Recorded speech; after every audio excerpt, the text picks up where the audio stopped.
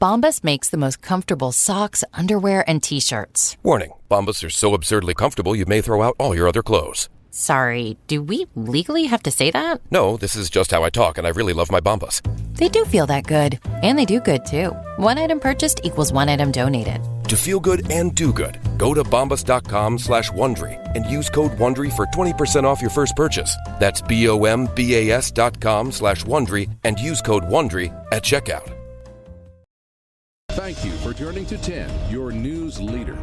10 News Conference with Gene Valicenti continues right now.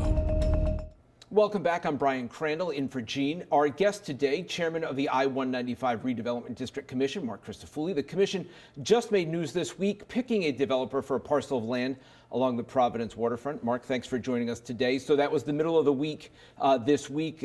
Parcel 5, I don't know if people don't really know what that is, but you picked a project there, Providence Art and Design Center, what retail and also apartment space. Tell us why they were the winning design that you guys went with. So we're really excited about it. So it's on the corner of Wickenden, South Main, and South Water. So it's a really important parcel for us as you go from Fox Point to the pedestrian bridge. And so the project is so exciting. Like, it's a really interesting design, but more than that, it's 150 apartment units, 25 condos, right? We really want to try and get home ownership into the area if we can, and 30,000 square feet of retail, you know, a design arts center, plus restaurants, cafes, that kind of stuff. But what's really interesting is there is an internal pedestrian street that allows you to walk from Wickenden through the building out over to the pedestrian bridge. And we wanted to make a real statement, and we thought they had a great design. We liked the team, and so we're really excited for that project. And as you said, the demand for living space, is that what you're seeing? We heard earlier in our show here, actually, Mayor Smiley talk about that as well with the Superman building. Is there a push and a demand, and are you seeing that on your end for developers who want land to build living space in Providence? Oh, no question about it. We could sell every one of our lots tomorrow to developers wanting to put up residential. But we have a broader mission than that, but we do focus on housing. And in the last couple of years, we've emphasized it more because, you know, as Speaker Shikarchi always talks about, there's a big housing crisis in the state. So in the district, we've now built 1,000 housing units or have them under construction, and we'll do another 1,000 units over the next 5 years. So it's an important component of what we do, but it's not the entire picture. All right. And we'll circle back to that in a little bit. I want to get to what most people are talking about, which is the future of Hasbro, whether they'll stay in Rhode Island, of course, headquartered in Pawtucket for a long time. But when the state made its pitch a number of months ago to Hasbro to stay in Rhode Island, they pitched the Apex site in Pawtucket, a site on the 195 land in Providence, and another one in Providence, and one in Cranston as well. But kind of it's come out in some places that maybe Providence would, if they stay in Rhode Island, is the leading choice. What are you hearing? How big of a part of the pitch were you? What would you say to Hasbro? Like, hey, come to the 195 land. So let's just kind of take a step back for a minute, Brian. If you go back 6 months ago, it looked like it was a done deal for Hasbro to go to Boston, right? It just appeared it was already done. When that came out publicly, the state really rallied, the business community rallied. I give Governor McKee a lot of credit. Everyone stepped up. We did attend that pitch where there are a number of different sites, and then after that pitch, we entered into kind of a series of really interesting discussions with Hasbro to find out what's important to them, what they're trying to accomplish. We then, at the 195 Commission, custom designed a beautiful new state-of-the-art corporate headquarters for them. We have a couple of sites that they could put it on if they wanted to. I think we, thanks to the leadership of the governor, the speaker, even Mayor Smiley, with everyone stepping up, we made a really compelling proposal to them. And would it basically be like, here's the land for free? I mean, so that's are you part basically of it. Giving it to them? We're giving them the land, but it's a lot more than that, Brian, right? It's designing the building. It's the process of getting the building built. They would only be a tenant in the building. There are all sorts of aspects to that. And then there are also state components that would operate to try and give them the incentive to come. Obviously, this would be a multi-$100 million project that would happen. It would be great for a lot of different reasons. It's not only the jobs, there's all sorts of economic development around it. It's part of our objective at the commission to get a corporate headquarters in the district, whether it's Hasbro or someone else. So it's a really comprehensive proposal that we made.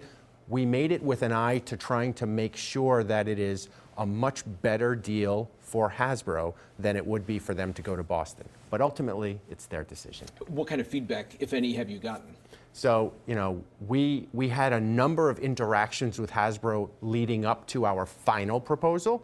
and then we haven't heard since then. Right, and the governor basically said that a week ago as well, that he hasn't heard back. Is that concerning, or do you need to give them their space and not seem overly desperate to be like, we're here, remember us? Well, listen, ultimately they're going to make their decisions for their own reasons. And if they decide to sign a $300 million lease in Boston and have their employees, transport up there every day and commute, there's nothing we can do about that. All we can do is what we've done.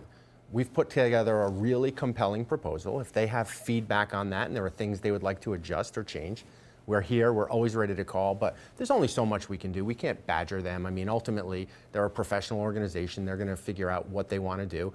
Am I concerned about the fact that we haven't heard it? It suggests to me that, maybe we're not as interesting to them as we had hoped we would be, but we just don't know. There could, it's not only binary of build in Providence or go to Boston. They could stay where they are. They could defer a decision a year or two. We just don't know.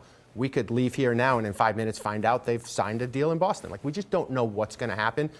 The one thing I can do is I take a lot of pride in the way state leadership, the whole business community, everyone stepped up to do everything they possibly could to roll out the red carpet for Hasbro, to make them feel comfortable, to give them something exceptional, something to be really excited about. And now the ball's in their court. And I heard part of the pitch in there as well, where you said if they want to spend $300 million and have their people commute there, right? The pitch was less traffic, less taxes, much lower cost of living. You've been in business a long time. You ran Bally's in Rhode Island. As an outside business person, how do you think, honestly, Rhode Island's pitch compares to Boston, the bright lights, big city? I think the proposal that we made is compelling.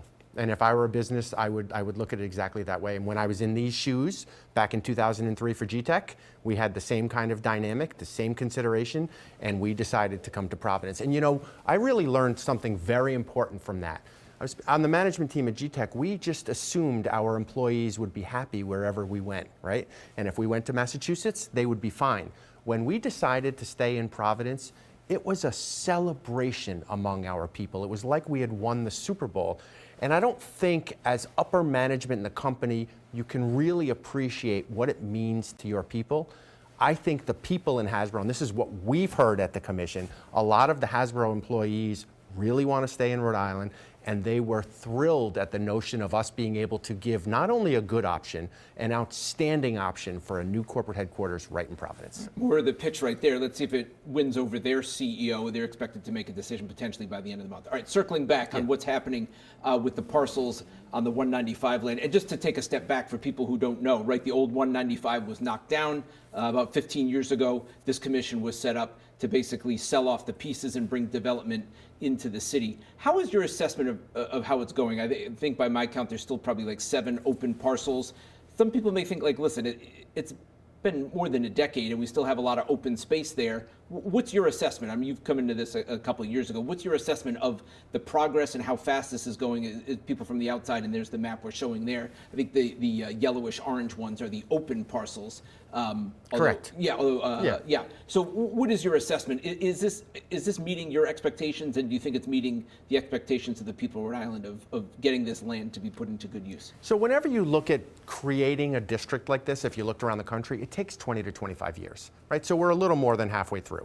I feel very good, and I think there's tremendous momentum right now in the district, and it's really tangible. So if you look at the history, right, we've developed 1.8 million square feet, over $700 million invested in the district. We've created about 10,000 jobs, mostly construction. That's a real meaningful impact. But if you look at what's happening right now, so in 2025, we have $270 million worth of development happening.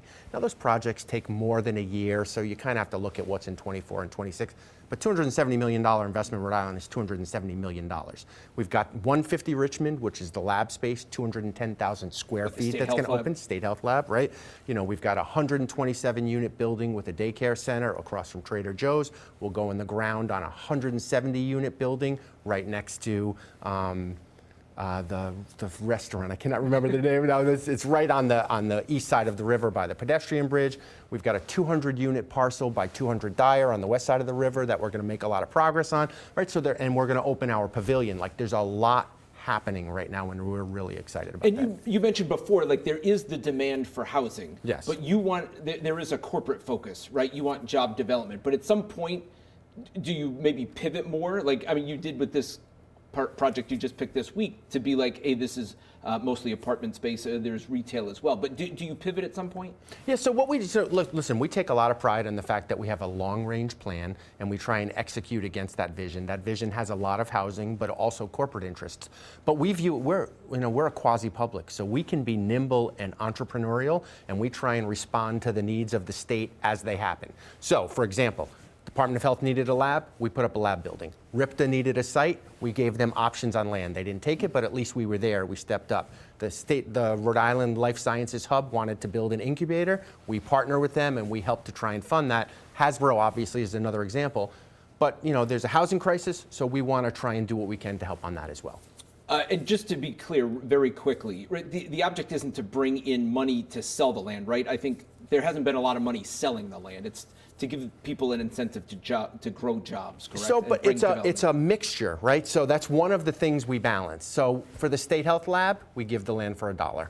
For Hasbro, we give the land for $1. The parcel that we just awarded, they're going to pay $4 million, right? So it's a sliding scale. We can get more money for residential, and what we try and do is just take it a step at a time and be really thoughtful, but we have provisioned for some kind of commercial development down the road. So once the labs building gets filled up, we've already set aside another lot for the next life sciences project there. All right, Marc Crisafulli, we'll have to hold it there. A lot to discuss there, but thank you very much for joining us to talk about what's happening with that prime real estate in Providence. Always a pleasure, Brian.